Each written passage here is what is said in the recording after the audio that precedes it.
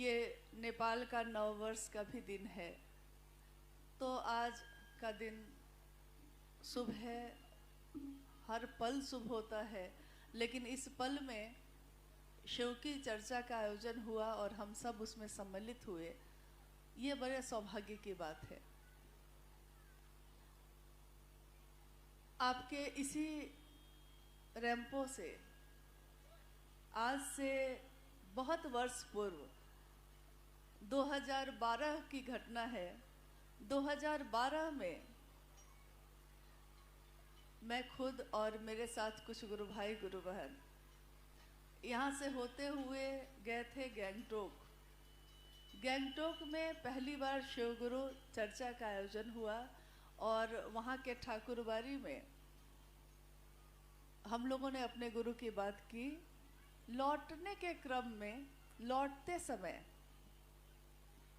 यहाँ की एक गुरु बहन जो बिहार की रहने वाली हैं, उन्होंने कहा कि हम लोग कुछ लोगों के साथ सड़क पे खड़े हैं, आप लोग क्या मिल सकेंगे?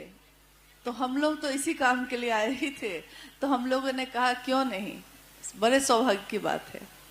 लौटने में आपके जो मुख्य सड़क है उसके किनारे एक छोटा सा मंदिर है, वहीं पे वो लोग खड़े थे और हम लोग अपनी गाड़ियों से उतरकर उनके पास खड़े होके बात करने लगे।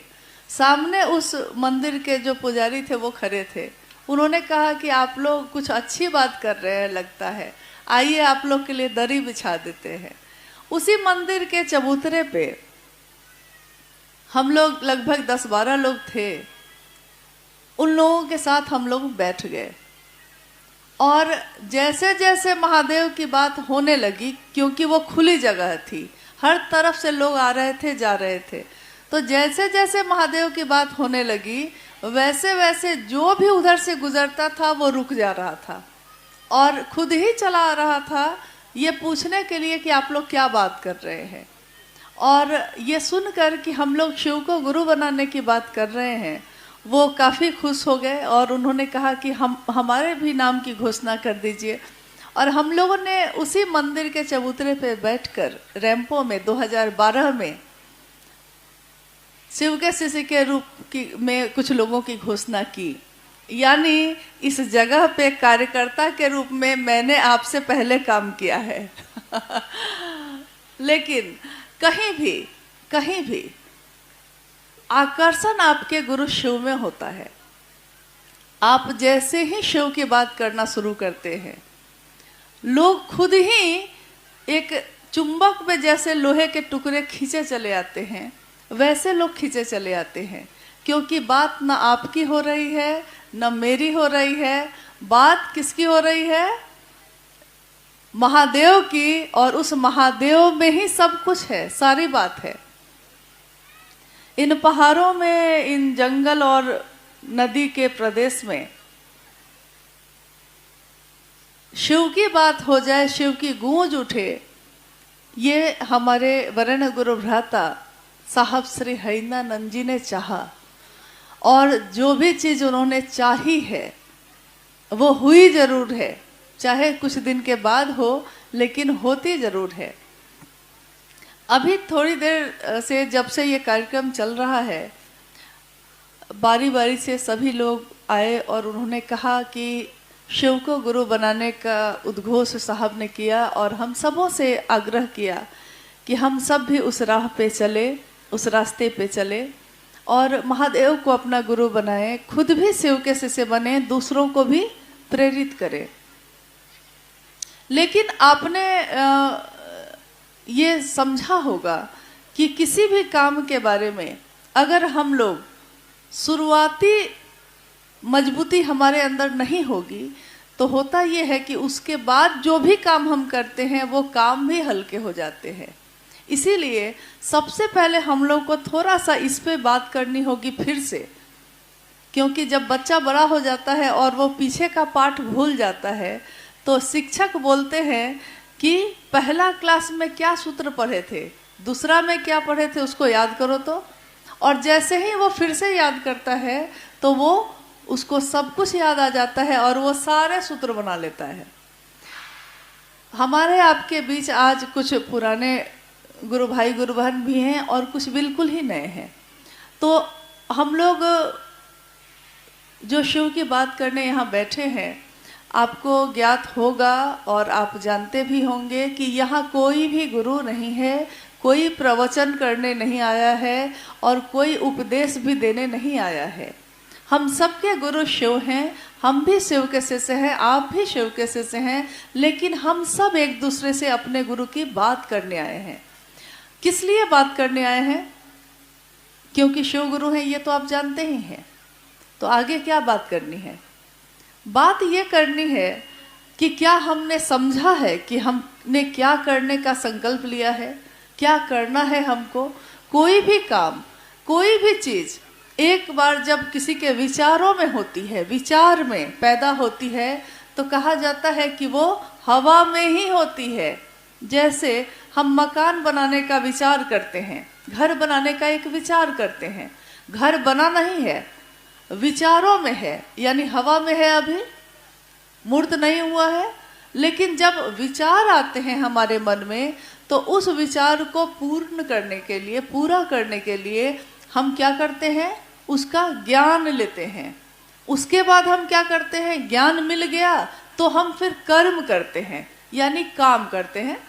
उस घर को बनाने के लिए ज्ञान लेते हैं और फिर उस घर को बनाने के लिए कर्म करते हैं, और तब मूर्त रूप में आता है वो घर जिसको कभी हम लोगों ने सिर्फ सोचा था, हुआ नहीं था ये।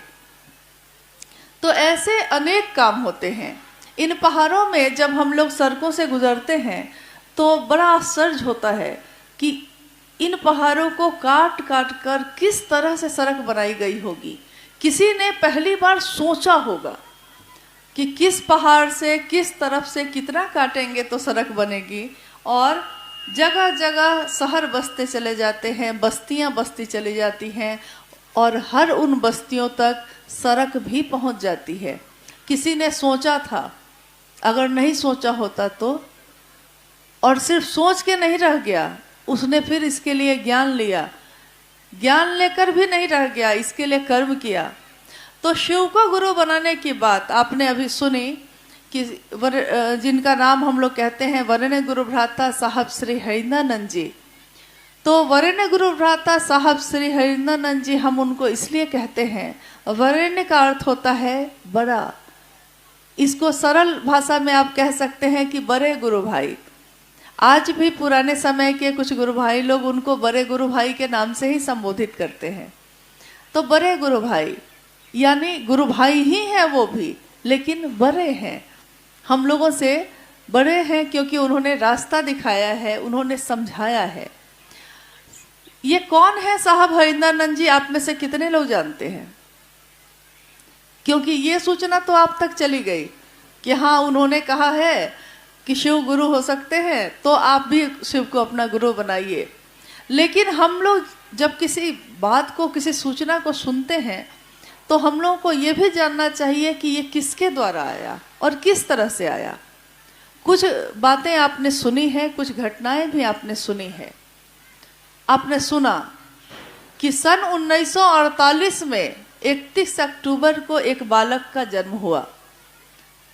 बिहार एक राज्य है, उसमें सिवान नाम का जिला है। सिवान जिले के अमलोरी नाम के ग्राम में एक मिट्टी के घर में साहब श्री हरिंद्रानंद जी का जन्म हुआ। सुबह उनका जन्म हुआ और शाम में तिथि खंडित हो गई और शाम में ही दीपावली हो गई। यानी जिस दिन उनका जन्म हुआ, शाम में, रात्रि में पूरी दुनिया में दिए जले, दीप जला। ये दिया क्या सिर्फ दीपावली का था, या ये दिया उस रोशनी का था जो इस धरती पे उतर कर आई थी। तो दुनिया में ये दिन दीपावली के दिन के नाम से जाना गया कि दिए जले उस दिन। और धीरे धीरे धीरे धीरे बालक हरिंद्रानंद जी थोड़े बड़े होते गए। उनके पिता डॉक्टर विश्वनाथ सिंह, उन्होंने बाद में शिक्षा अपनी पूरी की और बहुत विद्वान आदमी हैं वो, मतलब अब तो शरीर में नहीं है, विद्वान आदमी रहे। उर्दू, हिंदी और अंग्रेजी इन तीनों भाषा के समान रूप से विद्वान और अपने समय के टॉपर। एक समय ऐसा भी आया कि उनके पिता हरिंदरानंद साहब के पिता doctor Vishwanath Singh education director के रूप में बिहार के राज्य में उनकी पोस्टिंग हुई और उनको विभिन्न जिलों में जाने का मौका मिला। स्वाभाविक है कि बालक हरिंदरानंद जी जो उनके पहले पुत्र थे, 4 पुत्र पुत्री उनके थे, 2 पुत्र 2 पुत्री, जिसमें सबसे बड़े साहब खुद थे। तो जब विभिन्न जगहों पे उनको अपने पिता के साथ जाने का सौभाग्य मिला, उनके पिता जो एक तरफ तो शिक्षा विभाग के निदेशक थे, तो घर में शिक्षा का माहौल था। आप देखते होंगे कि कोई अगर शिक्षक है, शिक्षक भी है, तो उसके घर में दिन रात पढ़ाई की बात होती रहेगी, होता है ना। डॉक्टर है तो डॉक्टरी की बात होती रहेगी। तो जो शिक्षा विभाग का इतना बड़ा पदाधिकारी था, जिसके घर में दिन रात शिक्षक आते जाते रहे, तो स्वाभाविक है उस घर का माहौल भी शिक्षा का होगा। शिक्षा का माहौल रहा पूर्णतः। और जब वो 12 वर्ष के थे, एक छोटी सी घटना हुई।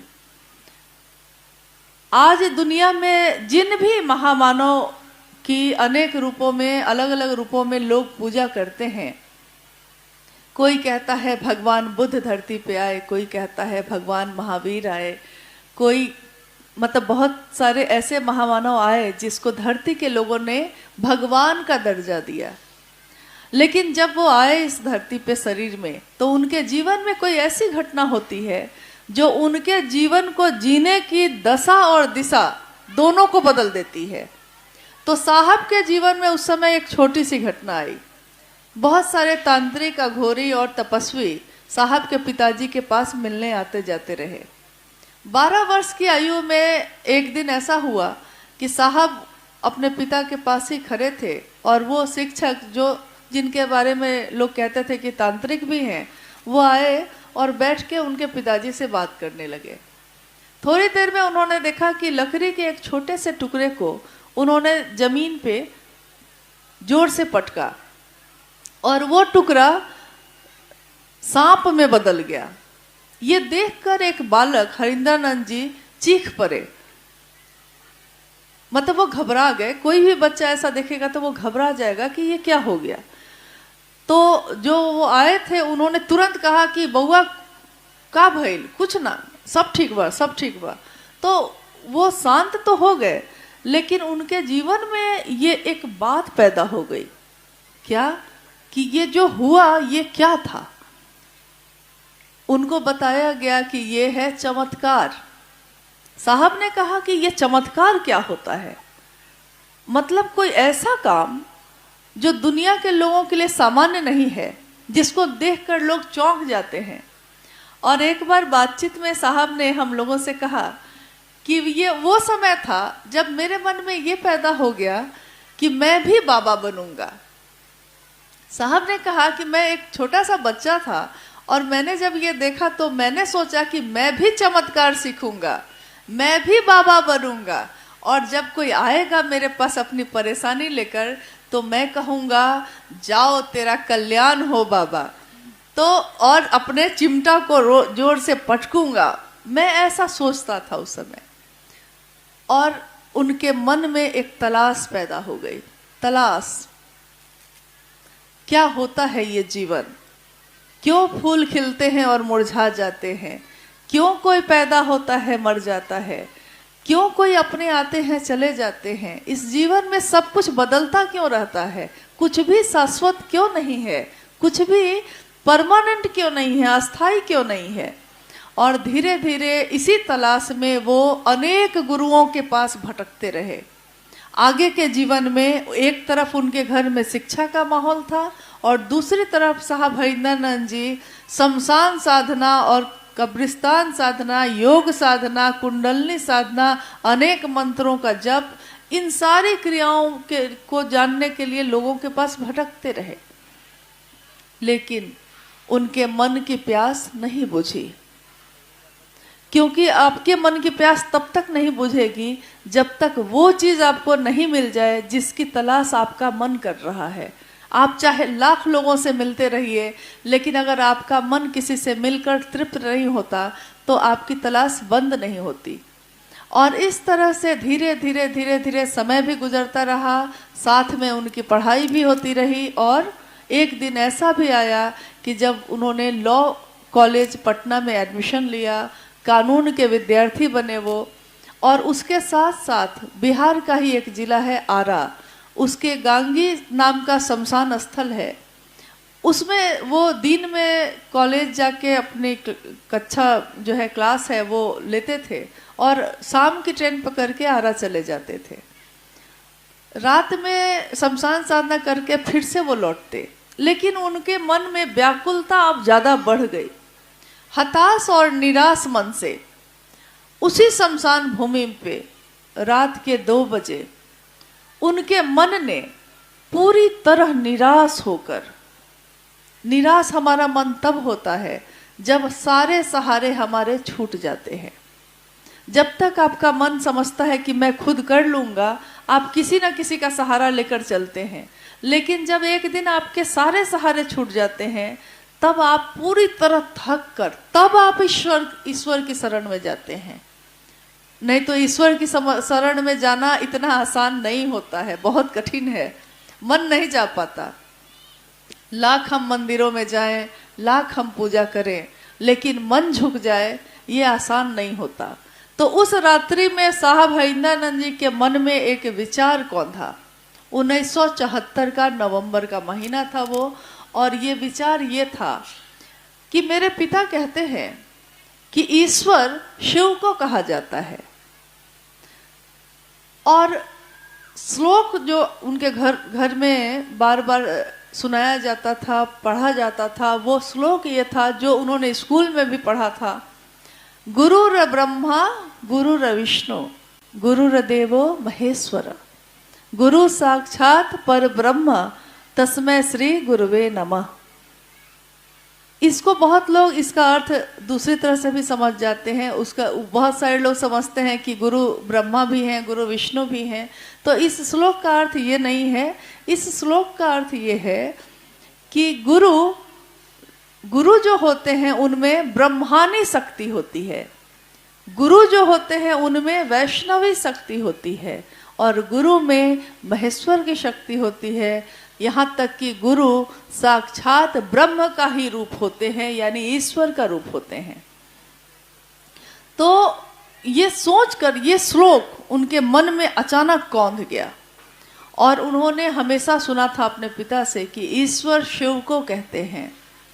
उस समय बालक हरिंद्रानंद जी अब बड़े हो चुके थे, कानून के विद्यार्थी थे। 1974 का वो समय था। उनका विवाह दीदी नीलम आनंद जी से 1972 में हो चुका था। विवाह के 2 साल बाद की ये घटना है। और उन्होंने ये सोचकर कि जब गुरु ये सब कुछ हो सकता है तो वो ईश्वर ही गुरु क्यों नहीं है। आज से पहले क्या पहाड़ टूटकर नहीं गिरते थे? आज से पहले क्या पेड़ों में फल नहीं लगते थे? लेकिन एक दिन ऐसा हुआ कि सेब के पेड़ के नीचे न्यूटन नाम का एक आदमी बैठा था और सेब टूटकर नीचे गिरा। तो न्यूटन को लगा कि ये सेब टूटकर नीचे क्यों जाता है, टूटकर ऊपर क्यों नहीं जाता। और उसने इसके लिए शोध किए, खोज की, क्यों होता है ऐसा। और उन्होंने एक दिन खोजा कि पृथ्वी में गुरुत्वाकर्षण के कारण सेब टूटकर नीचे गिरता है, ऊपर नहीं जाता।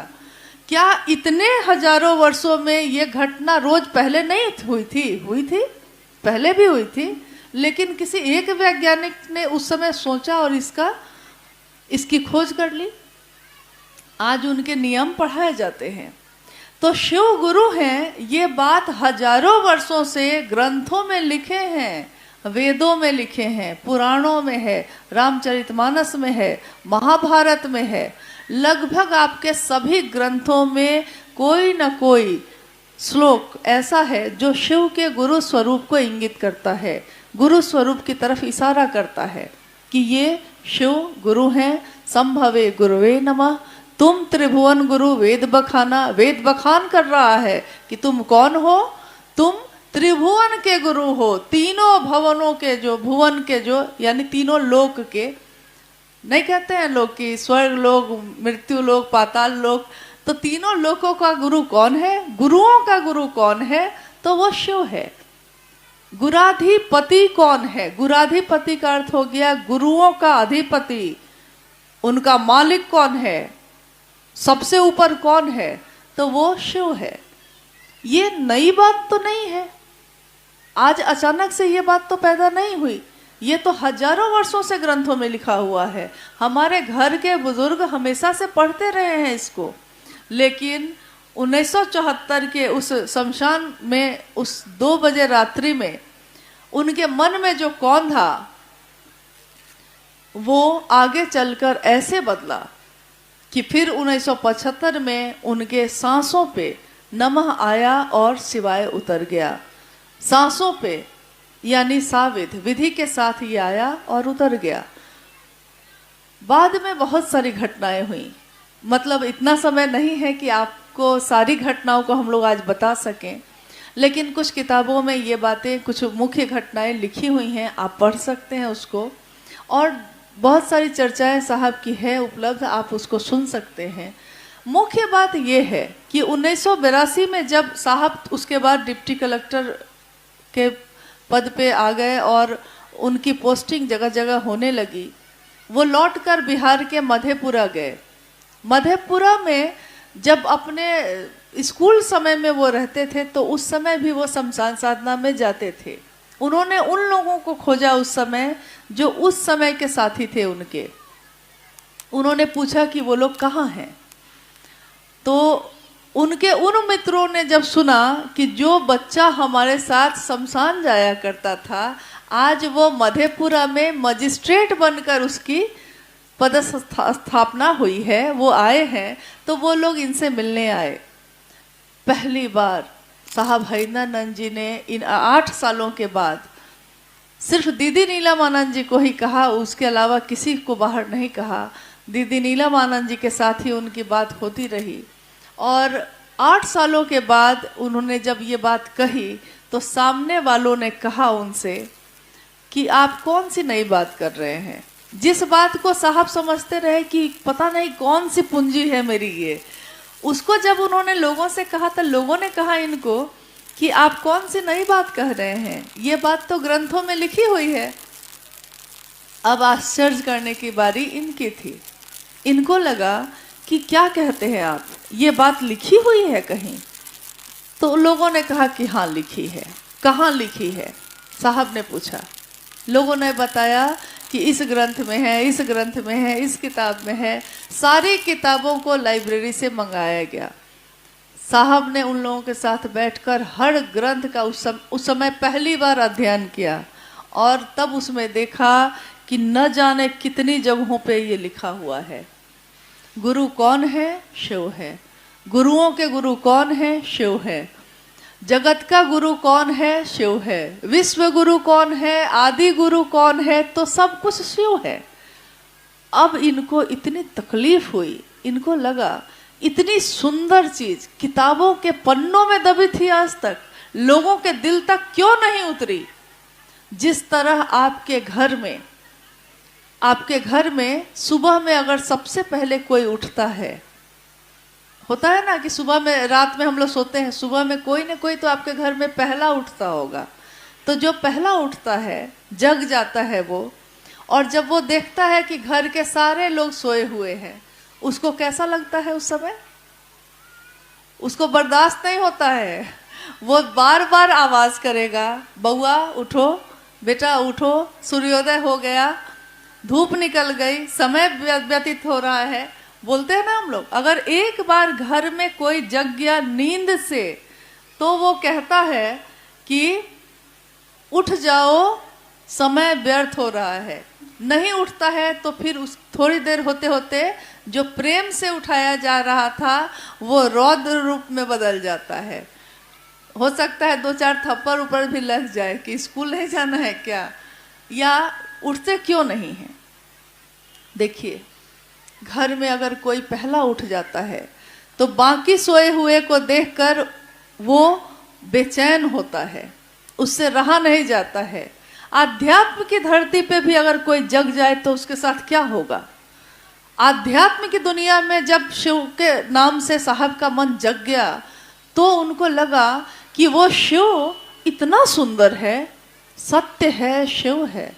लोग मतलब गीतों में, श्लोकों में ये कह रहे हैं सत्यम शिवम सुंदरम, और ये शिव जगा हुआ है, गुरु बनकर जगा हुआ है, और ये दुनिया सोई हुई है। तो इस एक अंतः प्रेरणा ने, उनके अंदर की अपनी प्रेरणा ने फिर उनको सोने नहीं दिया। वो कहते कि न जाने कितने दशकों से मैं सोया नहीं, मुझको नींद नहीं आती, मुझको लगता है कितने लोग अभी बाकी है, कितने लोगों तक मैं ये बात पहुंचा सकता हूं। आज तक के इतिहास में यही हुआ कि जब भी ईश्वर से किसी को कुछ प्राप्त हुआ उसने उन चीजों को अपने तक रखा। मान लीजिए किसी ने वरदान प्राप्त किया है, हमारे आपके बीच आज भी ऐसा होता है कि कोई तपस्वी आते हैं, लोग उनका परिचय कराते हैं कि देखिए ये जो आए हैं ये 12 वर्षों से हिमालय में तपस्या करके आए हैं। तो हम लोग उनको हाथों हाथ लेते हैं, उनकी सेवा में लग जाते हैं, ये सोच कर कि देखिए तो ईश्वर की प्राप्ति के लिए ये गए, और घर गृहस्थी छोड़कर गए, सारे लोगों को छोड़कर सब कुछ त्याग करके गए। लेकिन साहब हरिनंदन जी ने जब शिव को गुरु बनाया तो उनके गुरु शिव ने अनेक घटनाओं से उनको समझा दिया कि कुछ भी छोड़ने की जरूरत नहीं होती है, इस धरती पे छोड़ने की जरूरत ही नहीं है। जो हैं आप, जैसे हैं आप, जहां हैं आप, क्या खाते पीते हैं, क्या पहनते ओढ़ते हैं, कैसे जीते हैं आप, वैसे ही उसी में अपने शिव को शामिल करिए, ले आइए उसी में शिव को।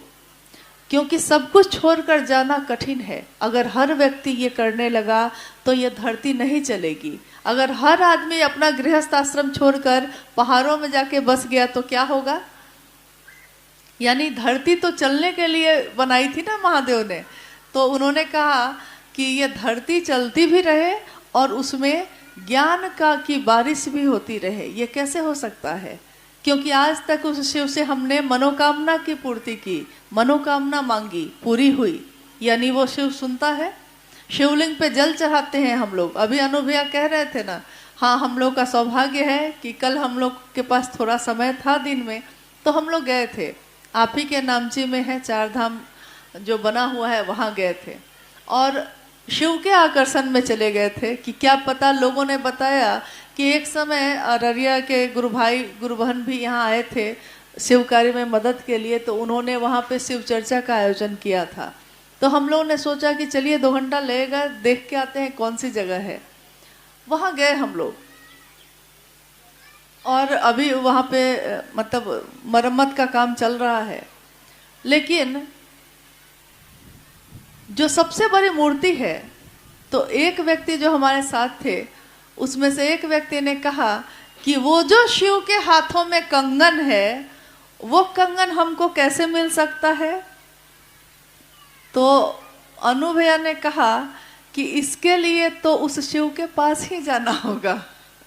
अच्छा, उसके लिए जाने को कोई तैयार नहीं है। मोक्ष चाहिए लेकिन जीवन में रहते हुए चाहिए, भोग चाहिए जीवन में रहते हुए चाहिए। तो जब हम लोग अंदर गए तो बहुत सारी तस्वीरें बनी हुई थी। देखिए अभी हम लोग बात कर रहे थे अपना कौन होता है। जो अपना होता है उस पर क्या असर होता है, तस्वीरों का, मूर्तियों का या चीज़ों का क्या असर होता है। जब मैं खुद उन तस्वीरों को देख रही थी जिसको पत्थरों से बनाया गया था, अंदर हॉल में बहुत सारी तस्वीरें थीं। कहीं पे माँ पार्वती आराधना कर रही हैं, कहीं पे महादेव वरदान दे रहे हैं, कहीं पे कुछ, कहीं पे कुछ। लेकिन जैसे ही मेरी नज़र गई उस तस्वीर पे जिसमें महादेव विष का पान कर रहे हैं, तो मेरा लगा जैसे दिल ही रुक गया। अजीब सी तकलीफ हुई, एक अजीब सी तकलीफ कि जो महादेव सबको सब कुछ अच्छा अच्छा देने वाला है, क्यों ऐसा हुआ कि उनको विष का पान करना पड़ा? क्यों मेरे महादेव के साथ ऐसा हुआ? ये होता है अपना। जब किसी अपने के साथ आपको लगेगा कि कुछ गलत हो गया है तो आपको तकलीफ होती है ना। महादेव की बात करते हैं आप, जब कुछ जगह पे लोग महादेव की चर्चा करने लगते हैं और अगर वहाँ पे सही तरीके से महादेव की बात नहीं हो रही है तो आपको तकलीफ होती है, आपको बेचैनी होती है कि काश वहाँ सब ठीक हो जाता है। लेकिन यही तकलीफ, यही बेचैनी तो साहब हरिंदरानंद जी के जीवन में पैदा हुई। और जिस समय उन्होंने शिव को अपना गुरु बनाया था उस समय उनका साथ देने के लिए कोई नहीं था। एकमात्र दीदी नीलमानंद जी को उन्होंने एक चिट्ठी लिखी। पटना से, मनातू में थी दीदी नीलमानंद, पटना से एक चिट्ठी लिखी।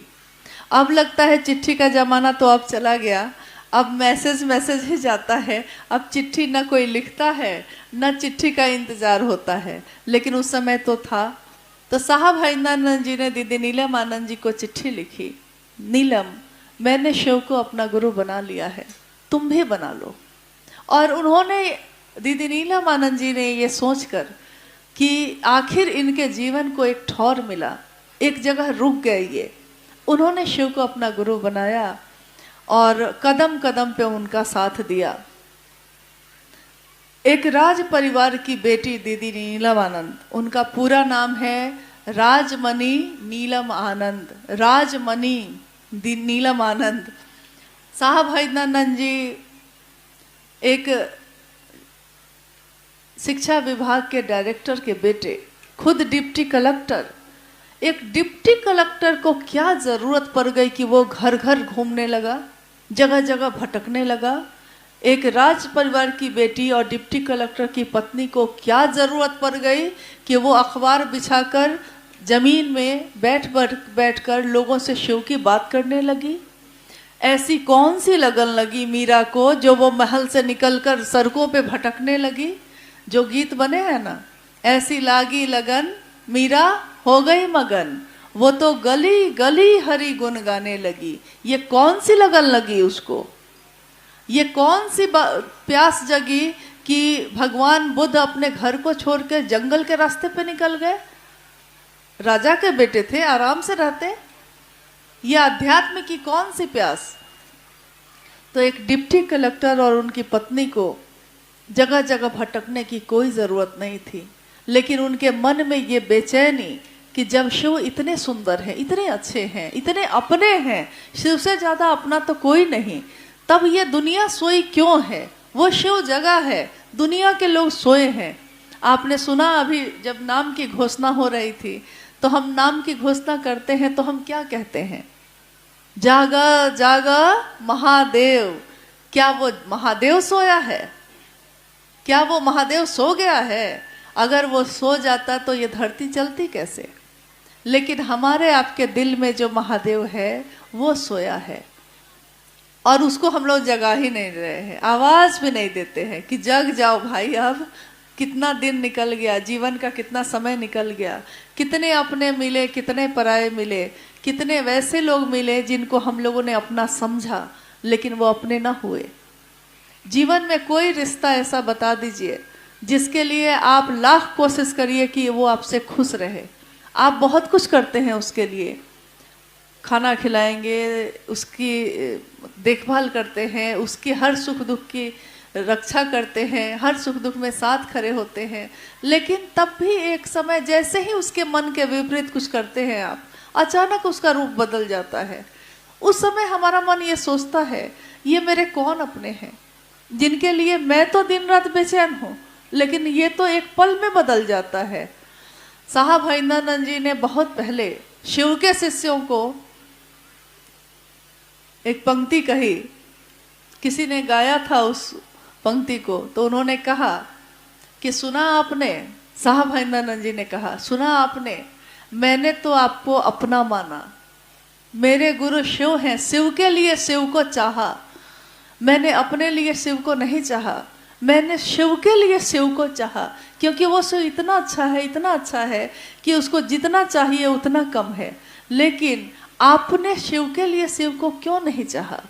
आप जो कभी दिखाई देते हैं शिव के शिष्य के रूप में और कभी किसी और रूप में दिखाई देने लगते हैं, ये ऐसा आप क्यों करते हैं? तो उन्होंने कहा कि मेरी जिंदगी है तुमसे, मतलब ये उससे पहले की पंक्ति है कि ये दुनिया बदल गई है, मुझे इसका गम नहीं है, मुझे इसका गम नहीं है कि बदल रही है दुनिया, मेरी जिंदगी है तुमसे, कहीं तुम बदल न जाना। उन्होंने शिव से जो भी प्राप्त किया सारी दुनिया के लोगों को बांट दिया, लेकिन किस विश्वास से बांटा, किस विश्वास से ये अमानत हमारे आपके हाथों में दी? इस विश्वास के साथ कि हम उसमें और उसकी रौनक बढ़ाएंगे और महादेव का नाम करेंगे।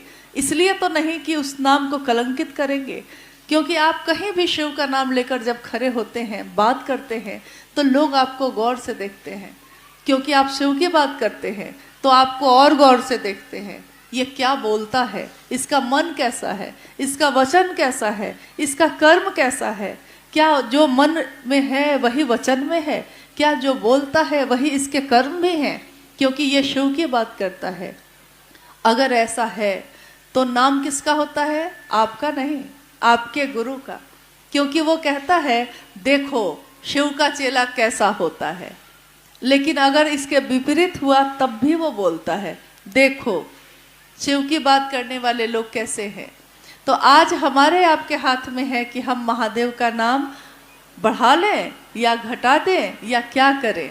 सिक्किम के इस धरती पे जहां साहब हरिंद्रानंद जी ने आना तय किया, 2018 की घटना है जब ये समय दिया था उन्होंने यहाँ के लिए। उससे पहले गैंगटोक में एक कार्यक्रम हो चुका था और सिक्किम में से लौटकर उन्होंने कहा कि यहाँ के लोग बड़े अच्छे हैं, कितने सीधे साधे और अच्छे, मतलब जैसे इंतजार में हो कि महादेव कब उन तक पहुँचेंगे। लेकिन लोगों को जाने की ज़रूरत है, बस आपके जाने की ज़रूरत है। अगर आप इतना भी नहीं कर सकेंगे तो क्या करेंगे। अभी थोड़ी देर पहले एक विषय था दीक्षा और गुरु दक्षिणा, क्योंकि कोई भी गुरु जब होता है तो हम उसको गुरु दक्षिणा देते हैं। गुरु दक्षिणा देते हैं, गुरु पूर्णिमा मनाते हैं, गुरु दक्षिणा में सामान दे सकते हैं, पैसे दे सकते हैं, मिठाइयाँ और फल चढ़ाते हैं। लेकिन हमारे गुरु शिव तो शरीर में नहीं है, और जिसने हमको आपको सब कुछ दिया है उसको हम आप क्या दे सकते हैं। तो अगर शिव को देने की बारी आएगी तो हम क्या दे सकते हैं, क्योंकि वो भी गुरु तो है, उनको देना होगा कुछ। क्या दे सकते हैं? एक शब्द बोला था साहब ने, कृतज्ञता। कृतज्ञता ही है आपकी गुरु दक्षिणा। जब आप उस शिव के लिए कृतज्ञ हो जाइएगा, एहसान से भर जाइएगा कि शिव आपने कितना दिया, कितना दिया, तो आप उस महादेव का नाम तो लीजिएगा कम से कम। मंदिरों में खड़े होके तो हम महादेव की बात करते हैं, घर के पूजा घर में खड़े होके तो करते हैं, लेकिन क्या हर दिल में उस शिव की स्थापना हो जाए, इसके लिए हमने शिव की बड़ाई शिव की दुनिया में की है। कहा साहब ने कि आप शिव की बनाई दुनिया में रहते हैं।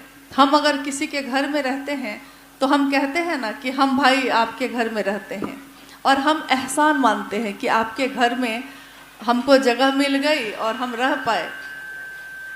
साहब ने एक बार कहा कि शिव की बनाई दुनिया में आप रहते हैं, क्या आपके घर में शिव रहता है? शिव की बनाई दुनिया में हम रहते हैं, क्या हमारी जो छोटी छोटी दुनिया है, अलग अलग जातियों की, अलग अलग धर्म की, अलग अलग परिवार की, उसमें शिव रहता है? लोग कोई जवाब नहीं दे सके। उन्होंने कहा कि शिव को एक कोने में मत करिए, अपने घर का मुखिया बनाइए। शिव आपका है, अपना है, और इससे ज्यादा अपना कोई भी नहीं है। आइए हम लोग कुछ जिज्ञासाओं पे बात कर लेते हैं, क्योंकि आप लोग भी काफी समय से बैठे हैं और आपको लौटना भी है। कोई जिज्ञासा है? अच्छा, गौरी पढ़ेंगे।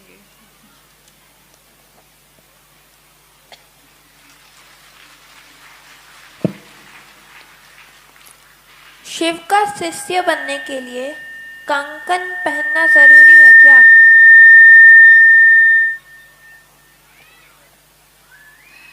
शिव का शिष्य बनने के लिए कंगन पहनना जरूरी है क्या? कंकण मतलब ये रुद्राक्ष का जो हाथ में हम लोग 12 दाने का पहनते हैं।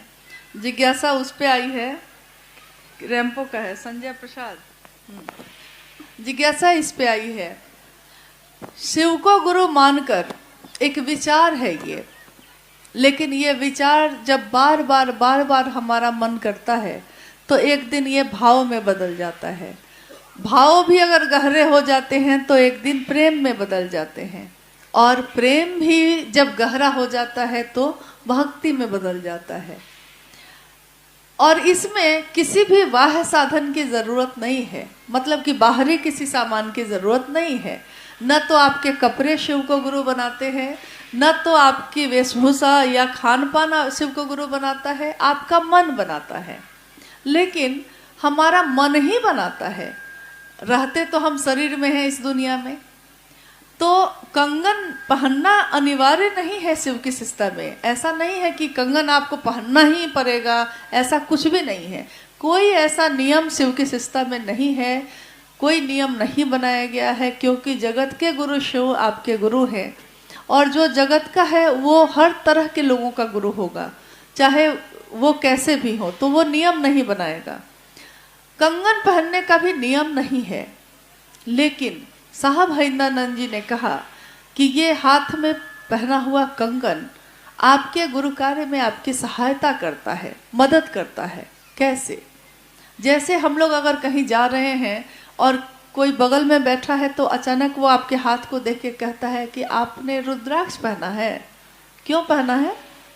तो आपको एक मौका मिलता है उससे ये बताने का कि हम लोग शिव को गुरु मानते हैं, और गुरु मानकर हम अपने हाथ में ये 12 दानों का जो कंगन है वो पहनते हैं। तो वो पूछता है कि क्या है 12 ही क्यों होता है? तो हम उसको बताने लगते हैं कि 12 राशि है, 12 ज्योतिर्लिंग है, इसकी गणना है। लेकिन इन सबसे ज़्यादा बढ़ के ये है कि रुद्राक्ष हमेशा आपका शुभ करता है। वो हमारे मानसिक और शारीरिक जो भी तरंगे हैं उसको नियंत्रित करता है। विज्ञान ने भी माना है कि आपके जो बीपी है, ब्लड प्रेशर, उसको नियंत्रित करता है, आपके मानसिक तरंगों को भी नियंत्रित करता है। इसके बावजूद, ये तो आपके शरीर और मन के लिए है, इसके बावजूद सबसे बड़ी बात है कि आपको एक मौका मिलता है महादेव की बात करने का दूसरों से। अब उससे भी ज़्यादा महत्वपूर्ण ये है कि हमको खुद भी याद दिलाता है कि मेरे गुरु शिव, ठीक है शिव मन में रहते हैं, सामान में नहीं रहते, लेकिन हमारे मन को भी तो याद दिलाता है। कंगन अगर नहीं पहनते तो लगता है कि कुछ खो गया है जैसे। और पहनने से अगर कुछ अच्छा होता है तो पहनने में क्या बुराई है? किसी का विवाह होता है, वो नहीं पूछती कि सिंदूर हम क्यों लगाएं, बिंदी क्यों लगाएं, नहीं भी लगा सकते हैं। बिंदी और सिंदूर थोड़ा ही पति होता है, लेकिन हम लगाते हैं। रक्षा सूत्र बांधते हैं कलाई में, रक्षा सूत्र आपकी रक्षा नहीं करता, लेकिन जिस भी देवी देवता की आपने पूजा की है एक स्मरण दिलाता है, आपके हाथों को स्पर्श करता है। तो किसी भी चीज़ से जिससे शिव की याद आए उसको अपनाने से कोई दिक्कत तो नहीं है। हालांकि हाँ, हम लोगों ने कल मतलब परसों रात में आए हैं हम लोग, और कल भी मैंने गौर किया कि कुछ हाथों में कंगन नहीं है। एक बार बिहार में एक ज़िले से हम लोग गुजर रहे थे और साहब के साथ हम लोग यात्रा कर रहे थे। जब हम लोग रांची लौटे तो साहब ने वहाँ के ज़िला के लोगों से फ़ोन लगवा के कहा कि आप लोग जब भी आते तो आप लोग कहते हैं कि हम लोगों ने अपने ज़िला में महादेव का काम खूब कर लिया है, हर घर में शिव शिष्य हो गए हैं। लेकिन आज जब मैं आपके ज़िले से गुजरा तो मैं हर चौक और चौराहे पर सबके हाथों को ही देख रहा था, और किसी हाथ में मुझको कंगन दिखाई नहीं दिया। इसका अर्थ है कि काम अभी बहुत बाकी है। तो अगर पहनने से महादेव याद आते हैं तो हम क्यों ना पहने?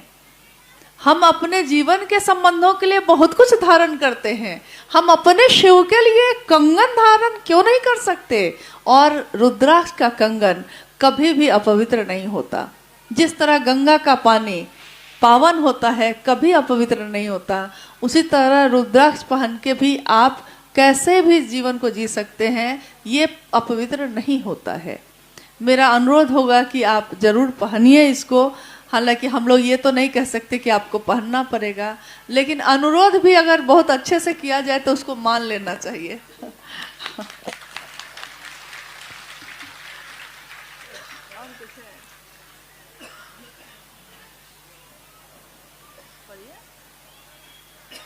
यहाँ दीक्षा नहीं दी जाती है, वे शिष्य कैसे बनेंगे? यहाँ दीक्षा नहीं दी जाती है, फिर शिष्य कैसे बनेंगे? साहब ने कहा कि दीक्षा का जो अर्थ होता है वो ये होता है कि प्रारंभ करना। यानी कोई गुरु जब आपको मंत्र देते हैं तो वो प्रारंभ होता है आपकी आध्यात्मिक यात्रा का। तो दीक्षा जैसे ही हम कहते हैं, जिस पल हम कहते हैं हे शिव आप मेरे गुरु हैं, मैं आपका शिष्य हूँ, मुझसे इस पे दया कर दीजिए, उसी क्षण हमारे मन में एक विचार पैदा होता है कि शिव मेरे गुरु हैं। आपके नाम की घोषणा भी जब होती है तब भी ऐसा ही होता है। तो उसी क्षण आपके मन में प्रारंभ हो जाता है कि शिव मेरे गुरु हैं। ये विचार प्रारंभ होना ही दीक्षा है। इसमें कोई भी अलग से कोई प्रक्रिया नहीं बनाई गई कि हाँ कोई कान में मंत्र दिया जाएगा या मतलब कुछ ऐसा बताया जाएगा जो सिर्फ आपके लिए होगा, दूसरों को नहीं बताना है। क्योंकि बहुत शरीरधारी गुरु जब दीक्षा देते हैं तो वो कोई ना कोई मंत्र देते हैं और वो कहते हैं कि ये मंत्र सिर्फ आपके लिए है, दूसरे को मत बताइएगा। लेकिन जगत गुरु शिव का शिष्य जब इस धरती पे उतरता है तो वो तमाम तरह की संकीर्णताओं को विनष्ट कर देता है। जो हम अलग अलग जातियों में बटे लोग हैं, अलग अलग धर्म में, अलग अलग संप्रदाय में बटे लोग हैं, वो शिव के दरबार में जब होते हैं तो सब एक हो जाते हैं। उन्होंने एक उद्घोष किया साहब हरिदयानंद जी ने। उन्होंने कहा कि आपके मन में, आपके हृदय में जो भाव संचरित होते हैं वो क्या हो? वो एक हो। आपका मंत्र एक हो। आपके मन और विचार में जो भाव संचरित होता है वो एक हो। आपकी मंत्रणा करने की सभा एक हो। मतलब एक शिव, बाकी सब शिव के शिष्य। और शिव के शिष्य जो होते हैं वो दास नहीं होते, क्योंकि महादेव जो है वो सेवक नहीं बनाता है। महादेव के बारे में आपने कभी सुना है कि कोई सेवक है उनका? आपने हमेशा पढ़ा होगा, सुना होगा कि महादेव के गण होते हैं। गण का अर्थ होता है आदमी। महादेव, मैं कौन हूँ? तो मैं महादेव का आदमी हूँ। गण है वो, तो महादेव गण बनाते हैं। शिष्य को भी धीरे धीरे अपने संपूर्ण रूप से मिलाते हैं। गुरु के रूप में जहाँ तक हमारा मन समझ सकता है वहाँ तक उतरते हैं और धीरे धीरे परिमार्जित करके अपने ही संपूर्ण रूप से मिलाते हैं। इसीलिए हम कहते हैं कि भगवान शिव को अपना गुरु बनाइए। जैसे इस जगत में हमारे भी अनेक रूप हैं, अलग अलग रूप हैं। हम एक समय में किसी की पत्नी, किसी की बेटी, किसी की माँ, किसी की दोस्त, किसी की कुछ बहुत कुछ होते हैं एक ही समय में। और एक ही समय में हम अपने हर उस संबंध को वही भाव लौटाते हैं। पति अगर पुकारता है तो पत्नी के भाव से, पुत्र ने पुकार लिया है तो माँ के भाव से, एक ही साथ ना। यानी हम लोगों को ये आता है कि हम एक ही समय में अलग अलग संबंधों को अलग अलग भाव से जवाब दे सकते हैं, उसका उत्तर दे सकते हैं। तो जब शिव को गुरु हम बनाते हैं तो हम लोग को लगता है कि भगवान तो वो है ही, तो गुरु बनाने की क्या ज़रूरत है। लेकिन हम भूल जाते हैं कि तीनों लोगों की संपत्ति भी मिल जाए और अगर उस संपत्ति को संभालने का ज्ञान नहीं मिले तो क्या होता है। रावण को तीनों लोगों की संपत्ति मिली थी ना, और वो शिव का बहुत बड़ा भक्त भी रहे। शिव के बहुत बड़े भक्तों में एक रावण का नाम भी आता है।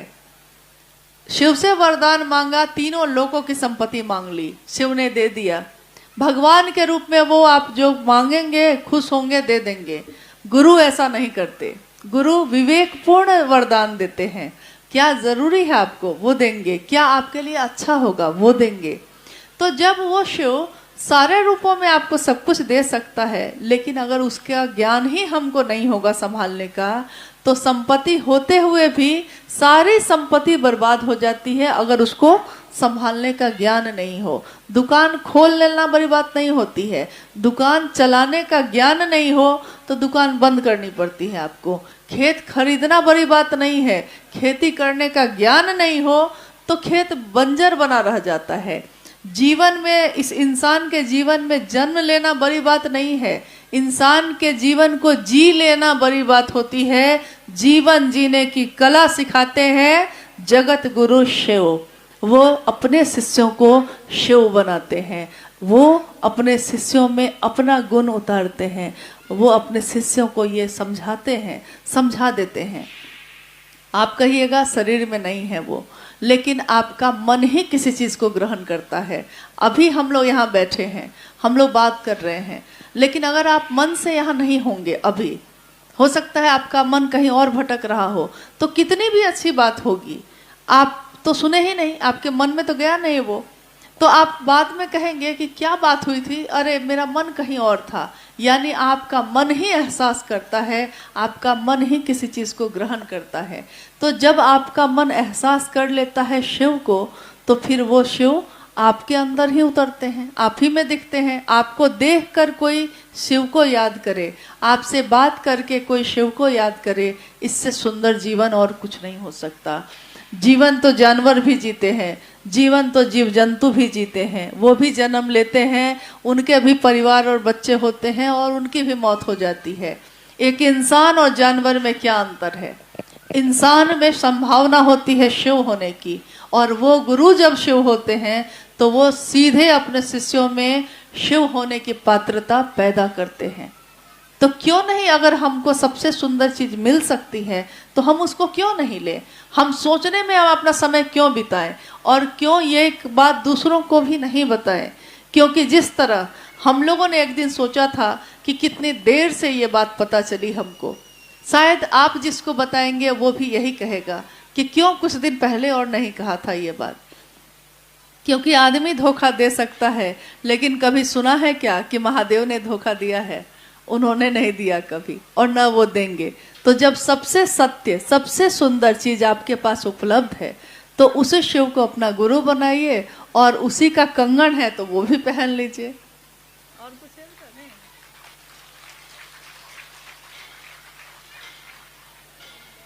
इसका कोई परिवर्तन है या क्रांति? जिज्ञासा तो बहुत सारी है। अच्छा, एक दो जिज्ञासा ऐसी है जिसके बारे में हम लोग को थोड़ा 5 मिनट बात कर लेनी चाहिए। शिव शिष्यता कोई परिवर्तन है या क्रांति? जिज्ञासा है कि ये क्या एक क्रांति है, क्या एक अभियान है, क्या ऐसा कुछ है जिज्ञासा में?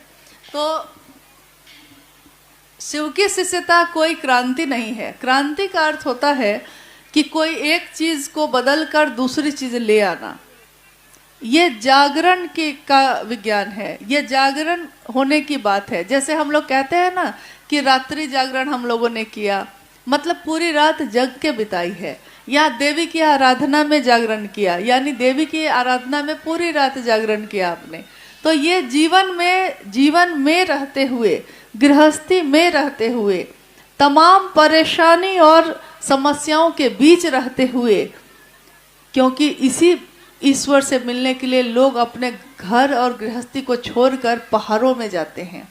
लेकिन आप बस ये 3 सूत्र करते हैं, और ये 3 सूत्र करते करते आपके मन में शिव का ध्यान इतना स्थायी होता है कि आप कुछ भी अब कर रहे हैं तो आपके मन में वो शिव चल रहा है। तो ये जागरण है कि इस दुनिया में रह के, इस शोर शराबे में रह के, रोज की परेशानियों का सामना करके भी अगर हमको आपको वो शिव याद आता है, तो इससे बड़ा ऋषि, इससे बड़ा तपस्वी कोई नहीं हो सकता। सब कुछ दुनिया में है, और जीवन रहते जीवन मुक्त हो जाना, इससे बड़ा मोक्ष कुछ और नहीं हो सकता। तो ये जागरण है, शिव का जागरण आपके हमारे दिल के अंदर। और एक जिज्ञासा है जिसको हम लोग आज की अंतिम जिज्ञासा कर रहे हैं कि जागा जागा महादेव क्यों करते हैं, हरा हरा महादेव क्यों नहीं करते। हरा हरा महादेव तो करते ही हैं हम लोग, बहुत समय से हम लोग करते ही हैं। हरा हरा महादेव का अर्थ होता है कि महादेव हर लेते हैं। उनको कहा गया कि आप अपने दुख को उनको बताइए या ना बताइए, वो आपके दुख को चुरा लेते हैं। आप अपनों को नहीं बताते दुख, लेकिन वो अपना अगर है तो आपके दुख को समझ जाता है। कहीं किसी ने लिखी थी, अपना कौन होता है, कि बारिश में भी अगर मेरी आंखों से आंसू गिरते हों और वो मेरी आंसुओं को देख ले, वही ना अपना होता है। बारिश में है लेकिन उस बारिश की बूंदों में वो समझ जाए कि आपकी आंखों से आंसू बहते हैं, वो है अपना। तो वो शिव आपके हमारे दुख को हरता ही रहा है। लेकिन जागा जागा महादेव कहने के पीछे कारण ये है कि वो शिव जो हमारे आपके बीच में सोया हुआ है, दिल में सोया हुआ, उस शिव को दिल से जगाने का विज्ञान है ये। अपने दिल में बिया को रख के छोड़ दीजिएगा, जीवन के साथ वो खत्म हो जाएगा और सड़ जाएगा। जैसे हम अपने घरों में बीज को रख दें तो वो बीज रखा रखा सड़ जाता है, लेकिन अगर उस बीज को खेतों में लगा दें, क्यारियों में लगा दें, तो क्या होता है, पौधे निकलते हैं, अनाज होता है। और गुरु का आदेश जब शिष्य के लिए होता है तो वो कहने नहीं आते शिष्य को कि ऐसा करो ऐसा करो ऐसा करो। गुरु बस आदेश देते हैं कि ऐसा करना है, और शिष्य अब खुद सोचता है कि कैसे करना है। एक घटना है कि एक आश्रम में गुरुकुल था वो, और उसके पीछे खेत लगे हुए थे। कोई भी आश्रम को चलाने के लिए खेत होते हैं, अनाज उगते हैं, उसमें बच्चे वो खाते हैं। एक तूफानी रात में आंधी और तूफान चल रहा है। उस तूफानी रात में गुरु को चिंता हो गई। उन्होंने अपने शिष्यों को बुलाया और कहा कि जो आश्रम की जमीन है, उस जमीन में जो अनाज लगे हुए हैं, मेड़ होती है ना, बांध उसका जो बनाया रहता है खेत के किनारे, तो उन्होंने कहा कि वो अगर टूट गया तो सारा अनाज बह जाएगा। बच्चा लोग फिर तुम लोग को क्या खिलाएंगे हम। आरुणी नाम था उनके एक शिष्य का। सभी शिष्य उस तूफानी रात में गुरु की बात को सुन के खेतों की ओर चले गए। तूफान रात भर चलता रहा। बाकी शिष्य धीरे धीरे गए और वापस लौट आए। एक शिष्य वापस नहीं आया तो गुरु को और चिंता हुई। अब गुरु शिष्य की तलाश करने निकले। कहा भी है साहब ने कि गुरु शिष्य की तलाश करते हैं। अब गुरु शिष्य की तलाश करने निकले। उस तूफान थम गया था और बारिश अभी भी हो रही थी। गुरु जब खेतों पे पहुंचे, उन्होंने पुकार लगाई, आरुणी आरुणी तुम कहाँ हो। कोई जवाब नहीं। वो और नजदीक गए तो देखा कि एक खेत की मेड़ टूट गई थी, और आरुणी जो उनका शिष्य था, उस मेड़ को जब टूटने से नहीं बचा सका तो वो खुद ही अपने शरीर को ही उस मेड़ पे लिटा कर लेट गया। मेड़ के जगह पे शरीर ही उसका लेटा हुआ था। गुरु दौड़ कर गए, उसको उठाया। उन्होंने कहा तुमने ऐसा क्यों किया। तो अरुणी ने कहा कि आपका आदेश था और गुरु का आदेश पूरा करना ही होगा, चाहे जैसे तन से, मन से, धन से, जैसे जो मेरे पास है उसी से हो, लेकिन ये काम होना चाहिए। और गुरु ने शिष्य को गले से लगा लिया। कितने जगह ये गुरु शिष्य परंपरा की कहानियां बच्चे पढ़ते हैं। बहुत सारी किताबों में ये कहानी का उल्लेख है। कहानियां बहुत हम पढ़ते हैं, लेकिन क्या हम समझते हैं। शिव उतर कर नहीं आएंगे। शिव ये कहने नहीं आएंगे कि मेरा नाम लेना। कोई भला आदमी ऐसा नहीं करता। शिव से ज्यादा भला भी कोई होगा क्या। इस पहाड़ पे अगर चढ़ना चाहिए, आप किसी भी रास्ते से चढ़िए। शिखर पर बैठा हुआ कौन दिखता है, एक महादेव। किसी भी रूप में जाइए। काल को भी जिससे डर लगता है, वो काल का भी अधिपति कौन है, तो महाकाल है वो। योगियों का भी ईश्वर कौन है, तो महायोगेश्वर है वो। औढ़रियों का, कपालेश्वर का भी कौन है ईश्वर, तो कपालेश्वर है वो। उमा का पति कौन है, ये शमशानी निहंगी कौन है, तो शिव है वो। तीनों लोगों का पति कौन है, तो शिव है वो। सबसे बड़ा मिजाज किसका है, सब कुछ त्याग के बैठा है वो क्या वो करेगा लेकर चढ़ावा? सब कुछ त्याग के बैठा है। वो महादेव हमारा आपका चढ़ावा लेकर करेगा क्या? वो तो खुद सब कुछ त्याग के बैठा है। लेकिन हम कैसे हैं? हमने उस शिव से लिया ही लिया है। ये दुनिया ली, ये हवाएं ली, ये बादल, ये सब कुछ लिया। शिव की बनाई हुई प्रकृति का हर अंश, हर रचना दूसरों को देता है।